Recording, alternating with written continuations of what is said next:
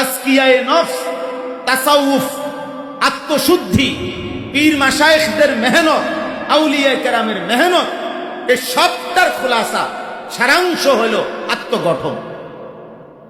কি গঠন বলেন না? এইটাই মেন কথা। আপনি জিজ্ঞাসা করেন, এখানে তো শ্রেষ্ঠতম পীর আসছেন, আমি নামাজ ওই পিছনে পড়ছি, তা আমি নিজে নিজে নামাজের মধ্যে ভাবতেছি যে পীর সাহেব চরমনায়ের গলার আওয়াজ মনে হইতেছে। সালাম ফিরাই আমি আমার খাদেম যে ছেলেটা জিজ্ঞাসা, দেখছুনি যিনি নামাজ পড়াইলো, তো হুজুরের গলার মতো মনে হইল। সে বলতেছে না হুজুর, হুজুরি। আয় হলো মাশাআল্লাহ, আইসা দেখলাম হুজুরি।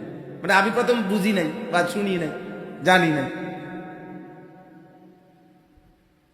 এত বড় মানুষরা এখানে আসছে, আলহামদুলিল্লাহ।